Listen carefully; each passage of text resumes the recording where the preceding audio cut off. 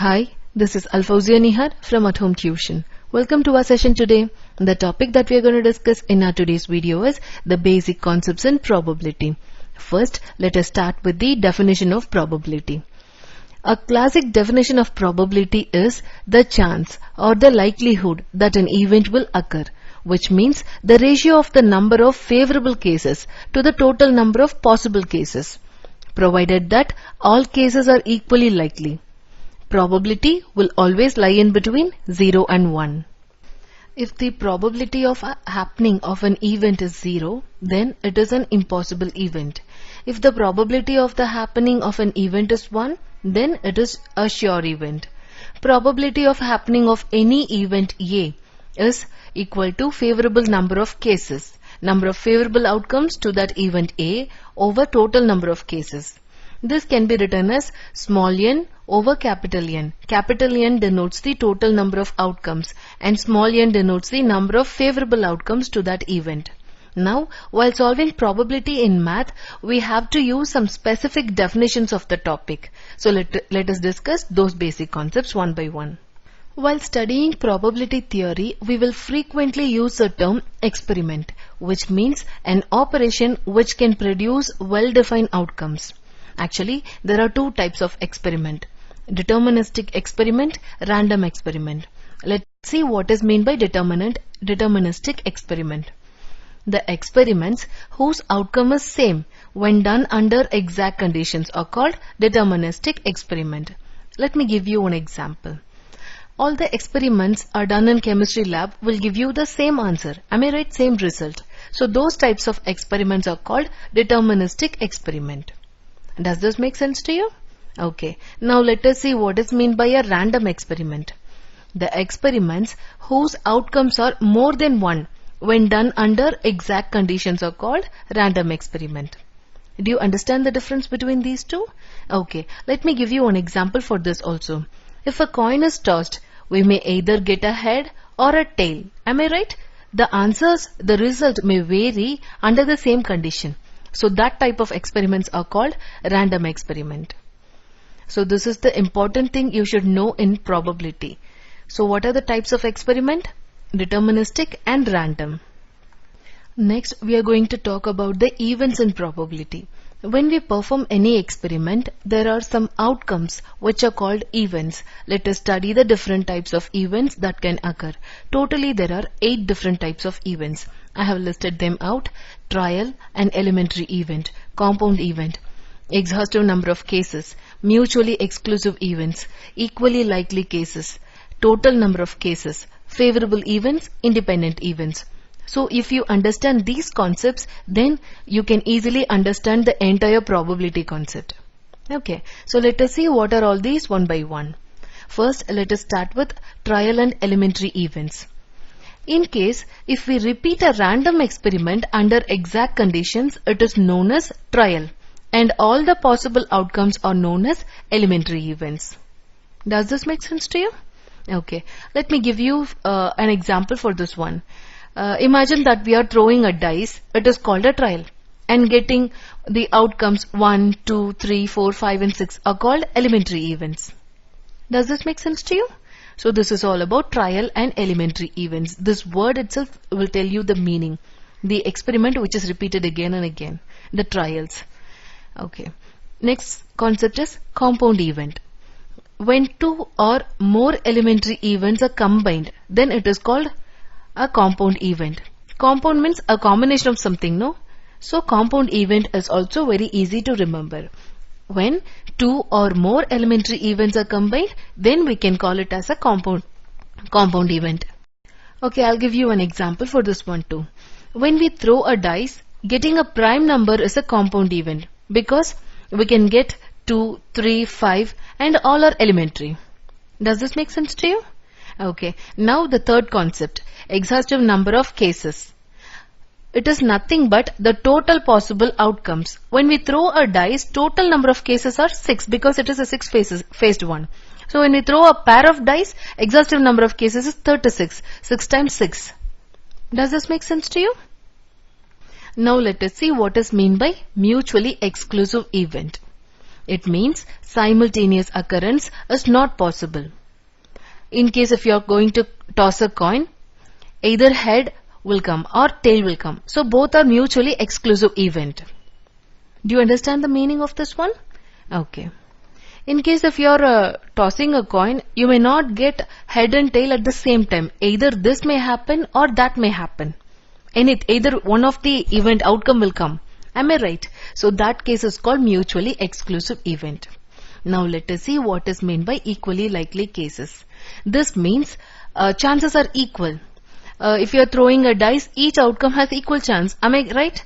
Anything may come. Any one side of the face will come. So it is the case of equally likely. We cannot assure that for sure the 6 will come, for sure the 5 will come. We have chances equally for all the sides. Am I right? So that is called equally likely cases. Now let us see this term, total number of cases. The name looks simple, but the concept is very important in probability. The name suggests that the total number of elementary events of a trial. Yes, that's correct. The name suggests that the total number of elementary events of a trial, which are known as total number of cases. Does this make sense to you so far?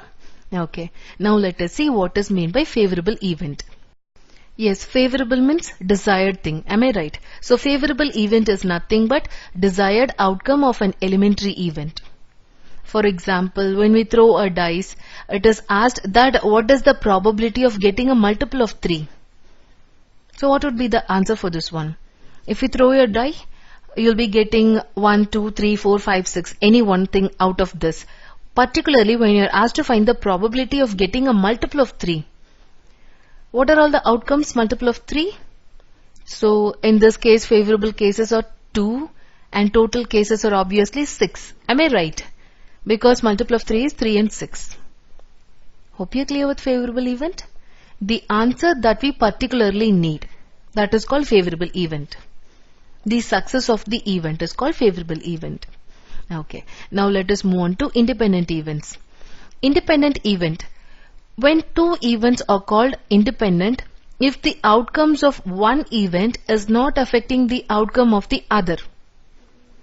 Independent events are completely different. One thing has no impact or effect on the other event, outcome of the other event. For example, if we toss a coin and throw a dice, then outcome of the coin is independent of outcome of the coin. Am I right? Okay, both are independent events. I mean the outcome of the coin and the outcome of the die.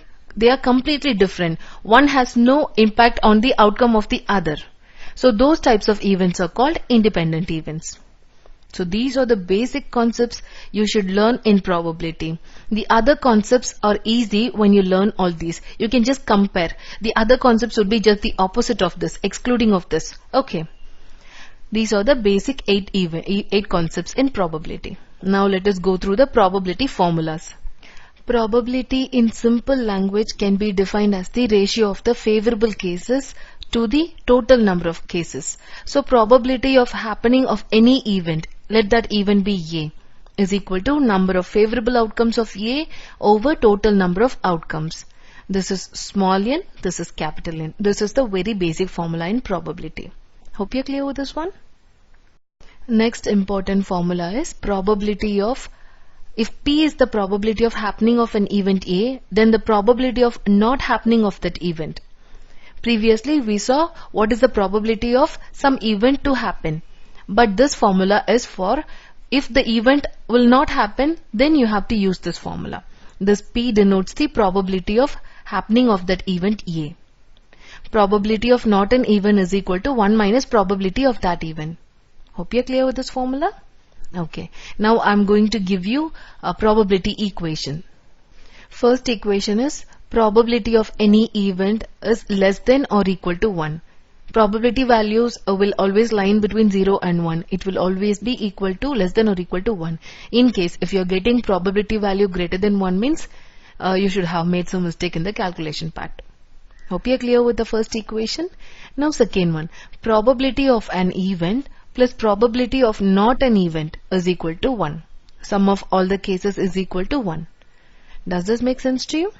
Okay. This is the third important formula you should learn in probability.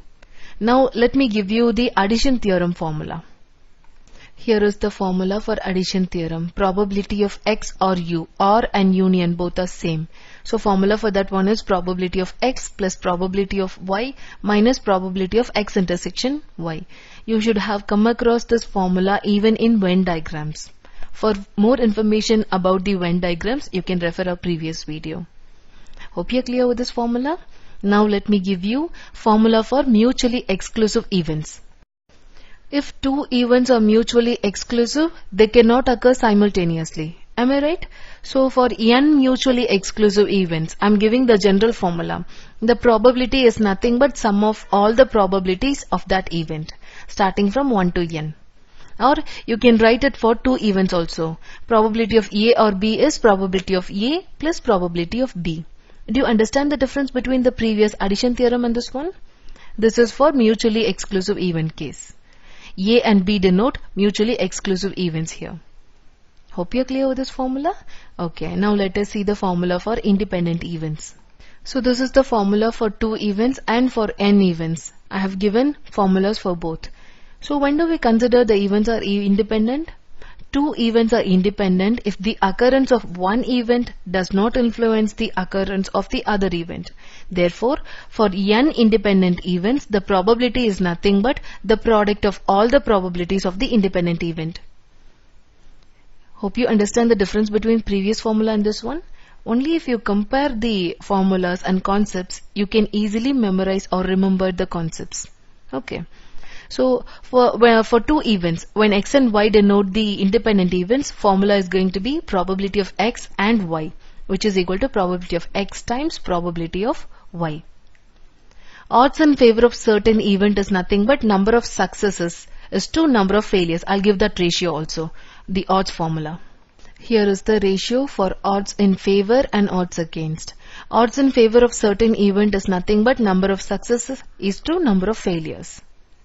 And odds against is just the reverse. Number of failures is to number of success. Hope you are clear with all the probability formulas and the basic concepts we discussed. So if you are thorough with all these basics, you can easily handle all the probability problems. In case if you have any query regarding the basic concepts, kindly let me know. See you in the next video. Have a great time ahead.